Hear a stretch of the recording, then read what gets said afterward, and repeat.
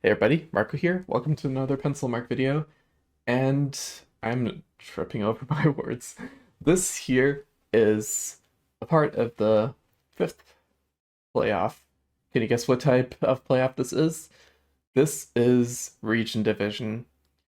And for some reason, Cave is our flagship region division genre, which is quite divisive if you pardon the pun.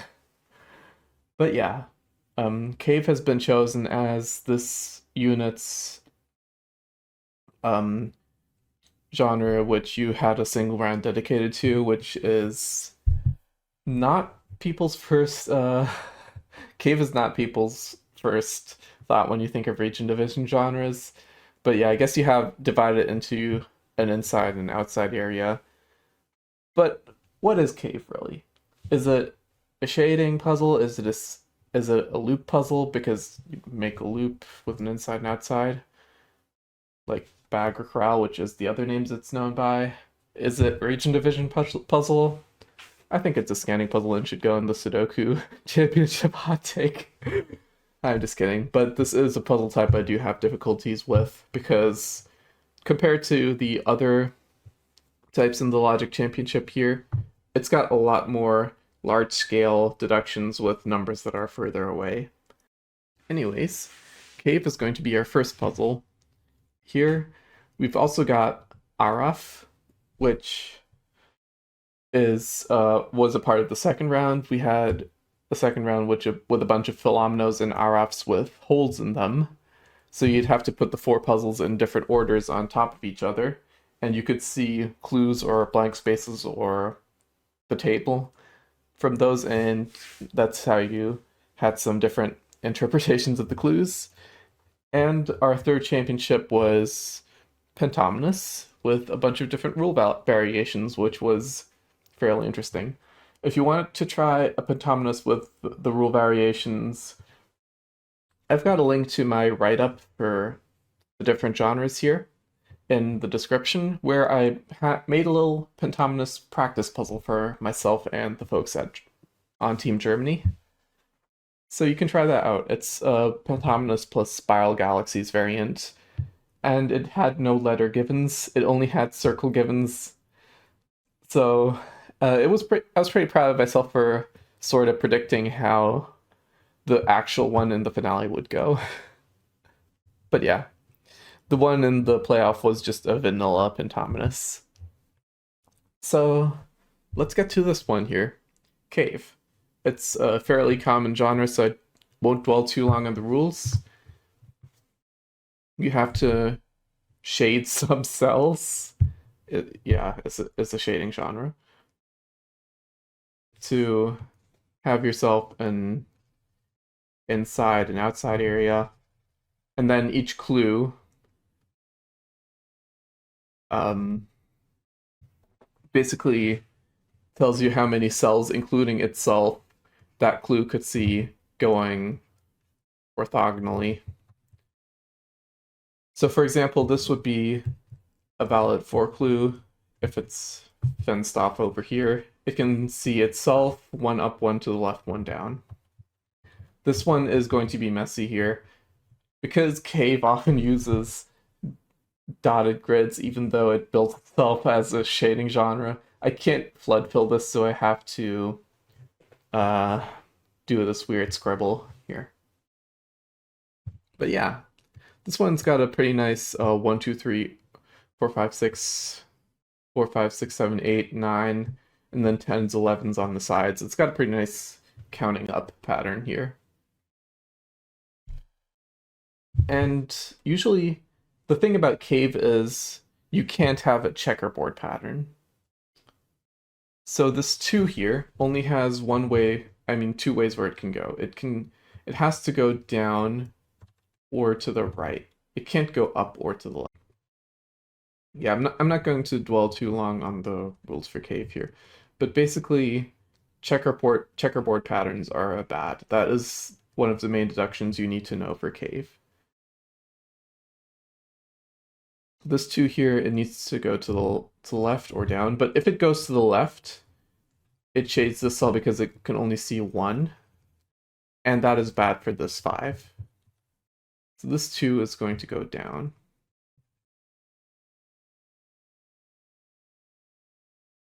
This is going to go up here, and now this 5 takes all of that. Going down. I like these long scan lines so you can kind of see the range of vision here. But now these two cells next to the 3 are both unshaded, confirmed. So that is going to be the range for our 3.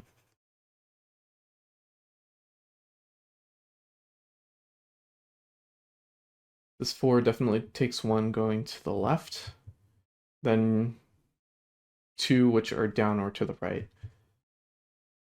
This 2 here either goes down or to the right, and because of the anti-checkerboard pattern, this 3 here takes 1 that goes up or to the left and 1 that goes down or to the right. Because if it goes 2 in either of those directions, it creates a checkerboard. This 11 here, it can only go 4 to the left, so it has to go a bunch down. 1, 2, 3, 4, 5, 6. That definitely puts it adjacent to this 6 here. This 10 could either connect up to this 11 or go to the left. Actually, I should probably say this 11 first. It can only go 3 up here, so it takes all of these. Wait, can I count? This is 7 cells. It takes an 8th cell. Right, and it takes 1 in this direction. This takes 1 in this direction as well. So then it takes either 2 going to the 10 or 2 going up here. Yeah, this 10 by itself is also just either going to go 9 to the left or 9 up top.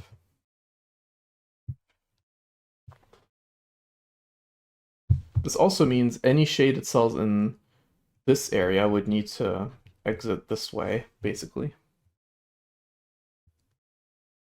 If there is a shaded cell here, and there has to be a shaded cell somewhere in this run of 4, because if all of these are unshaded, then we have this 6 seeing 7 unshaded cells. So something over here has to be shaded. But yeah, because all of this is unshaded, to connect to the border, these unshaded cells need to make a bridge over here. That gives us the 4. And because this 11 goes 1 more to the right, it does not connect to the 10. So this 10 goes to the left, and our 10 and 11 are solved. That means this 11 has to go 1 more to the left. Although now, for the last cell, because this has 10 cells currently, it can go 1 more to the left or 1 down. This 3 goes 1 down here to not have a checkerboard pattern with 4. And then it either goes left or up for the 2. I'm going to say it doesn't go up, because then it would have to, if this cell is shaded here, it would make a checkerboard pattern in this spot. And if it's unshaded, it would mess with the 3. So this goes to the left to satisfy the 2. This is all shaded here. This is shaded up top here. And then to complete the 11, we go down 1 more. That should work. This 4, it goes down 1, because if it goes 2 to the right, it connects to this 11. Similar thing here. If there's a shaded cell somewhere around this area, it'd have to like connect here, but we have a bit of a wider area here, so it has multiple options. Oh, the 5 and the 9 in column 8. It's 8, right? Yeah, it's 10 by 10. This 9 cannot touch the 5. If it does, then the 5 will definitely see 7 or more. So this 9 can only go 2 up maximum, 1 to the right maximum, so it needs to go at least 4 to the left. That means the 9, the 8, and the 9, those are all connected. And the 9s see 1 more vertically than the 8s, so these go up. Now if this 9 touches the 5, there is a problem because the 5 would then be maximal going down and then would create checkerboard patterns up at the top. It would just also fence in this 4. That's not good. So there is a shaded cell here. And mirroring this, we need shaded cells above the 8 and the 9 as well. So our 7 has a maximal range of 8. Definitely takes these 6 cells and then either goes 1 more left or 1 more up. The 6 has 5 cells currently. Oh, and it needs to go up 1 more so it doesn't make a checkerboard pattern with a 5. That means the 6 is satisfied. Got these shaded cells. And we do need this cell shaded as well for connectivity between shaded cells on the right. Now we've maxed out the 5. And we've satisfied the 7 here. This 4 is also maxed out. So these bits are shaded. And what have we got down here? The 9 currently takes 8 cells, so we need 1 more. If it goes to the left, it takes 2 more, so our 1 more cell is on the right. The 6 on the right currently takes 5. It can't go up because that would take 2, so it goes to the left to take 1. The 6 needs to go up 2 because it's only got 4 in the row. If it goes up 1 more, it takes too much, so it takes the rest on the left. And now this 5 is satisfied, this 4 is satisfied. We need to shade 1 final cell up top here. And that is that for Cave, our region division puzzle, where we divide between inside and outside regions, I guess. But yeah, this is compare. Let's go to the next puzzle, and I'll show you what the real meat and potatoes of this playoff was. Now, this puzzle here, this was the highlight of the playoffs. This was the one that left every single person flabbergasted. Anyways, this is Araf. It's a real region division genre where you've gotta divide the grid into different regions which contain 2 clues, and then contain an area that is strictly in between those 2 clues. So for example, for this 4 clue and the 6 clue, if these were connected, they would have to be in an area of size 5, like so. Let's say the 2 clue and the 5 clue were connected. They would have to be in an area of size 3, like so, or an area of size 4, which could be any one of these, for example. And yeah, this one left people flabbergasted because of the high clues in the middle here. Just for context, this is the 16th World Sudoku Championship and the 30th World Puzzle Championship that took place last year, which is why the 16 and 30 are the thematic numbers here. But yeah, these numbers being that big just means they don't connect to each other. That's all. And they have to connect with a small number and then have a region that's a little bit bigger than the small number. So yeah, I'm gonna start this puzzle now, but as a disclaimer, this is one where I sorta remember the break-in, because this one was a little bit more widely discussed than the other ones. So yeah, obviously it's fairly clear that the 16s and the 30s, they can't connect to each other. They have to find some number on the outside to connect to. So we've got to look at the other high numbers that don't have a lot of other things they could connect to. The 8 in particular is important here. It cannot connect to the 30s because that would mean it would have an area that is 9 or bigger. And in this case, these can only max out to an area of size 8. These max out to an area of size 7. 8 and 7 can't connect because they're 1 apart. That's also an important thing for Araf. You cannot have two numbers connect that are 1 apart.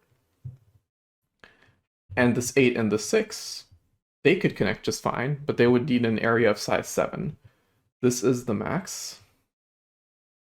And this is fine until you realize that this 30 here needs to connect to a 16 or a 30, and that just is not happening. So this was a starting deduction here. The 8 has to connect to the 2 to a 2. This is kind of all I remember, so the rest is going to be slightly difficult, probably. The 30 here can connect to the 7 or a 6 or an 8 before.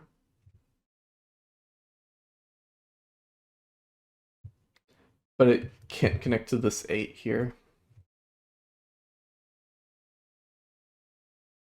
Right, this 30 here, it cannot connect to the 7 because its maximal area, including that with that 7, is 7. And it can't connect to this 8 anymore. Can't connect to the other numbers around it, so it definitely takes the 2. Similarly, this 30 is now connected to the 4.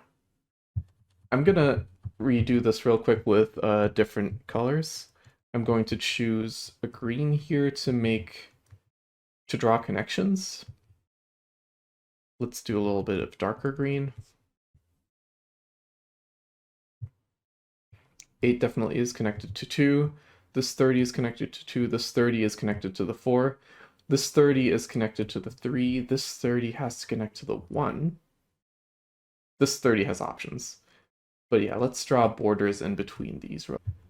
We do have cases like this 34 connection, which need to take 2 more cells in some direction. But the other ones are fairly good as it. This 7 here. Oh yeah, now that this 32 connection and this 8-2 connection has happened, this 7 can no longer connect to the 30. Because this has a maximum area of 7 now.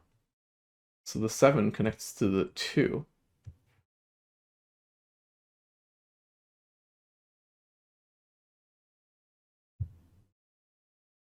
Now we've got let's just say we've got this set of numbers that's all completely taken here.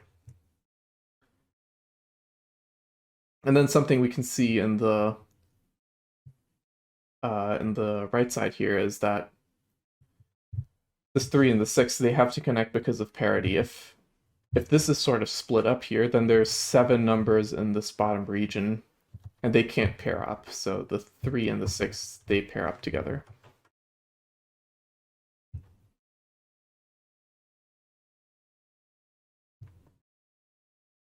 This 30, if it pairs up with a 4, this 6 is sort of going to be completely alone.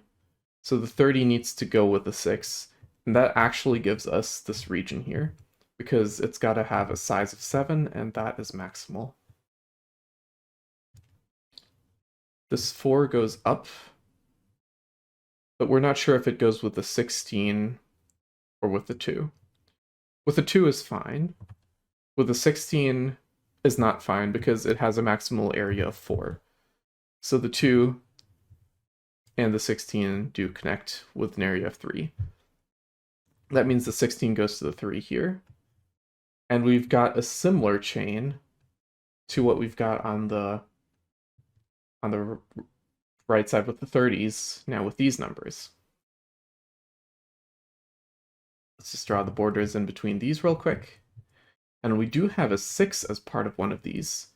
That's going to actually take a maximal area of 7 for this region here, which is pretty cool.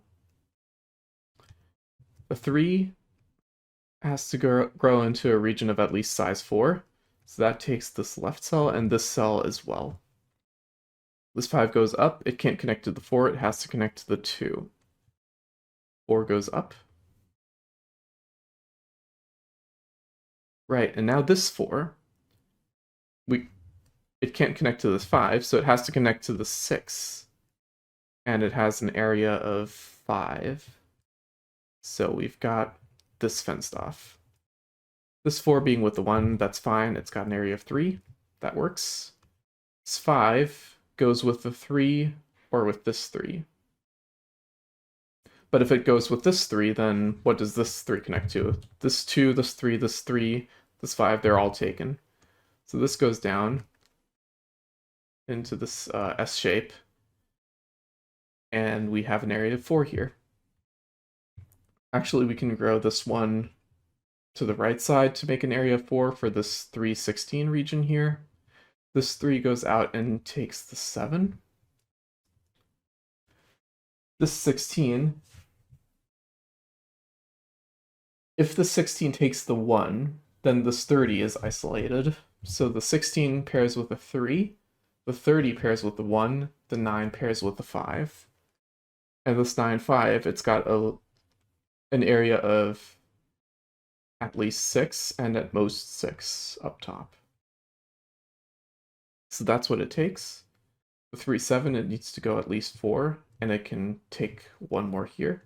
The 3, 16, that's got a minimum size of 4, and it can only take 4 here.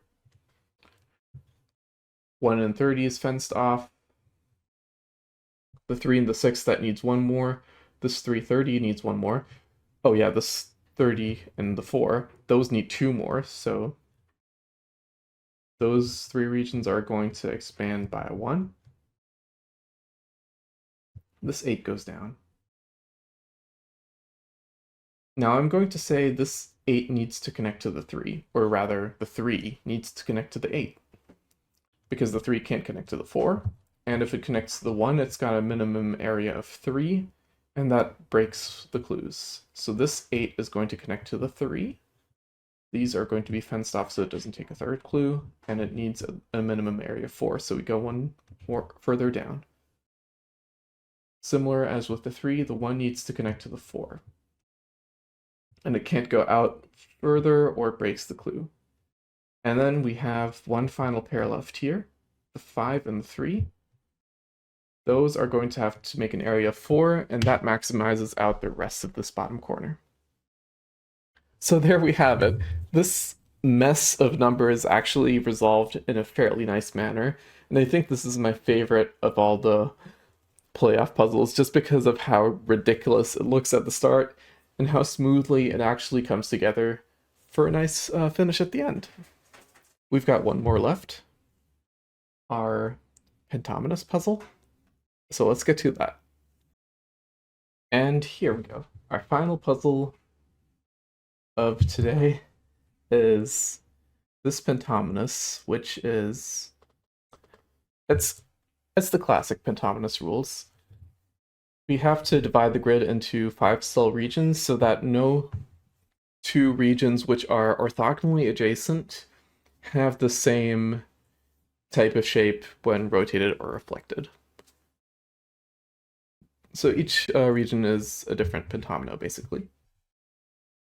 And yeah, some of them are given in the grid here. Those are the letters. This is the pentomino bank. I copied it over to the side here so that you can see what letters are here.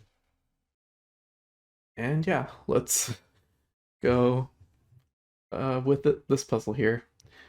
I'm pretty sure that Pentominous is also a fairly standard known genre here. But yeah, sometimes the logic used to solve it can vary greatly. depending on the different shapes. Of course, we can start by just drawing these lines in between them. W's can't connect because this shape does not have a run of 3 in it. So this is either going to go a zigzag down or a zigzag up. But because of this V, if it zigzags up, the V, it's made out of 2 runs of 3.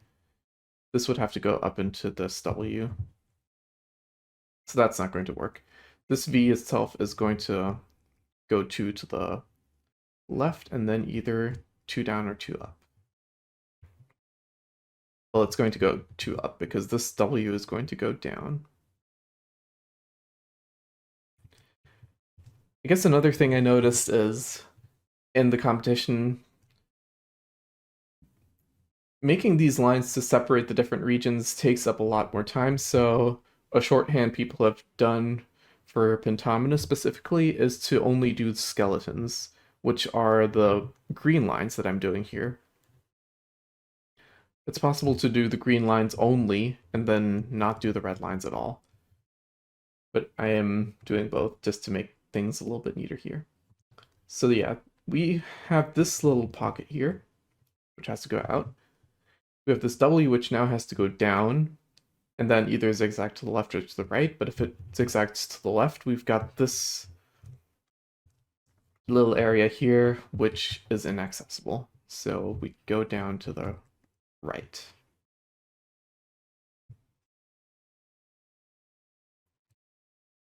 This Z cannot go down and then still be a Z. So it's gotta go over to the left. And then either go, because this is one of the dead ends, this goes up 2 or down 2. But if it goes down 2, that isolates this P in a 3 area, so we go up and to the right.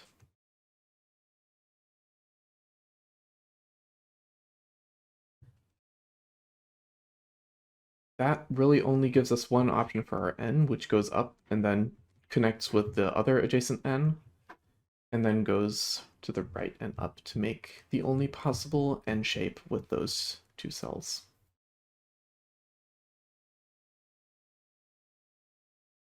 The P still has options. It can go up and make the 2x2 like this, with this little pocket here, or it can go to the right and make a different 2x2. This this I here, it has to go up. It cannot go to the left anymore.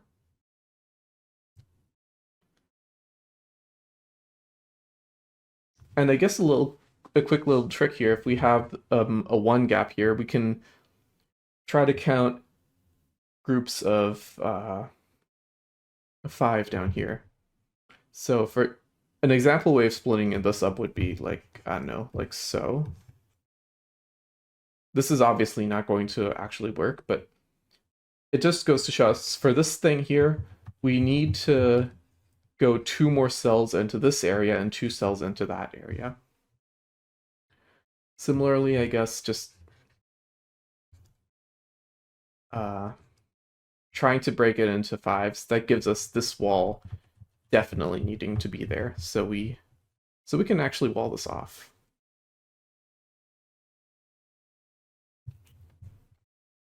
That means this N has to go downwards. Actually, with this N going upwards, we would have figured this out anyway. But yeah, the N's, whoops, they occupy a 2x4 rectangle, and they have 2 corners of this rectangle. So if this N is in the corner, it would have to either take this rectangle or this rectangle. So we do end up taking guaranteed these 4 squares and then either taking this or taking this. It's going to end up in this case to have our remaining space here be an actual region of size 5.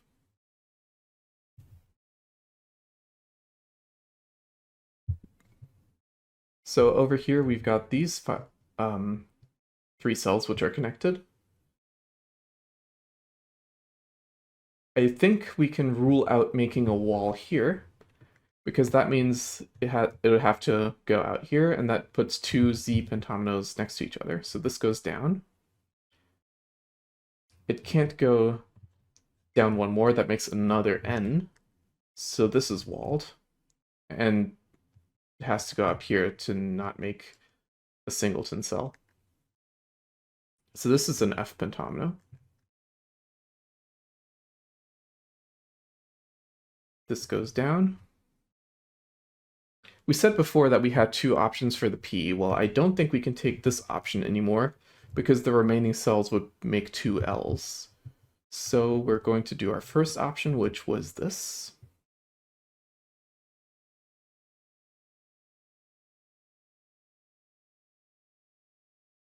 We cannot wall this because that would create another P. So these connect. And we can't connect these because that would make an L and the remaining cells would make another L. So this is walled off.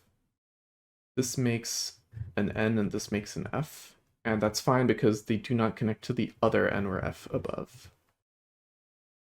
Oh yeah, I'll make the skeleton for this P as well. Up above here, I don't think the W can go down because that would mean the rest of the zigzag goes like so. And that would have another isolated area here. So we've got a wall, and this arrow needs to connect to the rest by going up. That would mean the W goes to the right through zigzagging. We've got a 2 area here, a 4 area here, and they cannot connect because that would make a 6 area. So this makes a Z. This goes out 2 more, and it would have to go down 1 so it doesn't connect with the N. This N goes along the wall. We've got a little bit of a segment here. And then if we connected these two, we'd have to go along the wall to make a W, but that connects two W's. So this goes down 2. This goes down 2. So this either makes an L or a Y, this shape here. This either makes a Y or an I. But with the things we've made in the middle left here now, we only have one option remaining for the V. It can't go to the right and up. It can't go up and to the right. It has to go like this, one in each direction.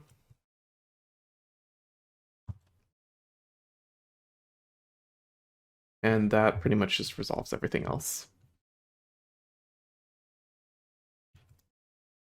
So yeah, finishing things off here, we had a fairly straightforward Pentominous once you figured out how the middle cells all interacted with each other.